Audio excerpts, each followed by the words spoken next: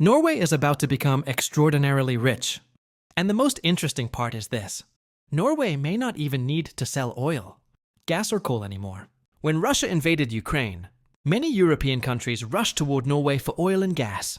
As a result, Norway's petroleum exports increased nearly fivefold, making it Europe's largest supplier. Norway's economy was already very strong, and as they always do, they invested these profits into their government pension fund. Today, that fund is worth around $1.5 trillion, or roughly $70 per person. But then something happened that made oil and gas look small by comparison. In 2023, Norwegian geologists discovered something extraordinary south of Stavanger. Beneath the ground lay what could be the largest phosphate rock deposit in the world, around 70 billion tons. Phosphate is a rare and essential mineral. It is used to make fertilizer that feeds the world. It is also critical for batteries, solar panels, and even electric vehicles. Right now, about 70% of the world's phosphate supply comes from Morocco, followed by China, Egypt, and Algeria. These are geopolitically sensitive regions. Western countries depend on them, but do not control them. Norway may have just changed that. The single discovery could be worth up to $24 trillion, roughly equal to the remaining total oil wealth of Saudi Arabia. It could place Norway into an entirely new category of wealthy nations. At current prices, these reserves are valued at around $24 trillion, once again comparable to Saudi Arabia's oil reserves. But to understand how Norway reached this moment, we need to go back. In the 1950s, Norway had only 3.5 million people. It mainly exported fish, timber, and raw materials. Centuries ago, Norway was poor, but by the 20th century, that was no longer true. Norway already had high literacy, low inequality, and a strong democracy. In the early 1900s, it learned how to use its geography. Mountains and rivers were turned into hydroelectric power. This cheap electricity fueled industrialization long before oil was discovered. There is a popular myth that Norway was poor before oil. It wasn't poor, it just wasn't globally relevant. Then everything changed in 1959. The Netherlands discovered the Groningen gas field, at the time the largest gas field in the world. The North Sea suddenly became extremely important. Within years, every major oil company was exploring there. Norway hesitated. The government feared foreign companies would take the profits and leave. Maritime boundaries were unclear, and even if oil was found, Norway worried another country might claim it. In May 1963, Norway issued a royal decree declaring sovereignty over its continental shelf.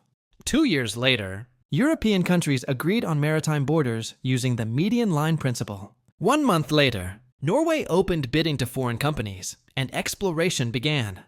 After several years, oil was finally found. The field was massive and remains a major source of income today. But Norway did something unusual. Instead of selling control, it built control. In 1972, the government founded Statoil, now known as Equinor. Workers were trained, refineries were built, and expertise was developed. This decision changed everything. Norway kept a large share of oil revenue inside the country.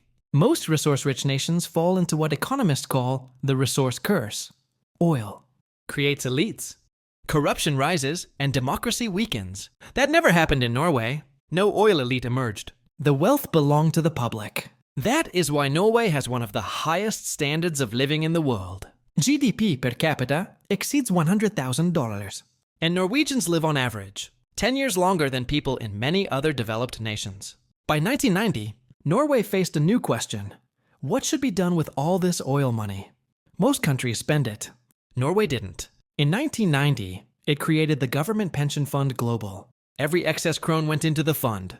The rule was simple. Spend only the returns, save the rest. By law, the government can spend only 3% of the fund each year. This discipline is rare.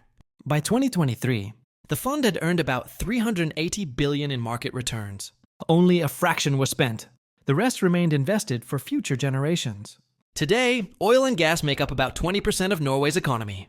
Important, but not dominant, Norway diversified early. Then the Ukraine war began. Russia's invasion reshaped not just geopolitics, but energy flows. Oil prices surged. Norway's petroleum profits exploded again, and then phosphate entered the story. Deposits near Stavanger had been noticed years earlier, but only in the early 2020s. Did scientists realize how massive they were, extending 4,500 meters underground? Current technology reaches only about 1,500 meters. But Norway has seen this before. When the Ekofisk oil field was discovered, engineers expected 30 years of production. More than 50 years later, it is still operating. Technology always catches up. Even if Norway extracts only part of this phosphate, it could control more than half of global supply. In 2021, China restricted phosphate exports to protect domestic supply. Prices surged worldwide, proving how powerful supply control has become. Markets are no longer truly free. They are geopolitical tools. And Norway understands this very well. But not everyone is happy.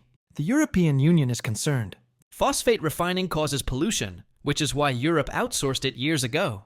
Norway is not an EU member, but it belongs to the EEA, so EU laws still matter. In 2024, the EU is set to vote on regulations that could slow or accelerate extraction due to environmental concerns. But geopolitical concerns are just as real. Morocco, the current largest supplier, would suffer. Phosphate makes up about 1/4 of its exports. A sudden supply increase could collapse prices. There are also technical limits. Most of the phosphate remains unreachable for now. History suggests Norway will wait. That patience is its strength. If extraction happens, the profits will likely go where oil profits went, into Norway's sovereign wealth fund. If that fund doubles or triples in the coming decades, Norway could achieve something unprecedented. Imagine $1 million in public wealth per citizen. No other country even comes close. Some suggest Norway could increase foreign aid. Others joke it could fund megacities or global climate projects. But Norway's real power is restraint. It has proven that wealth does not have to destroy institutions, that patience can defeat greed. That is why Norway may become the richest country in the world. Oil made Norway rich. Phosphate could make it untouchable, but only if Norway chooses to use it the same way it used oil and gas. If you liked this video, make sure to subscribe to the channel. We'll be back soon with another interesting topic. Until then, take care. Allah Hafiz.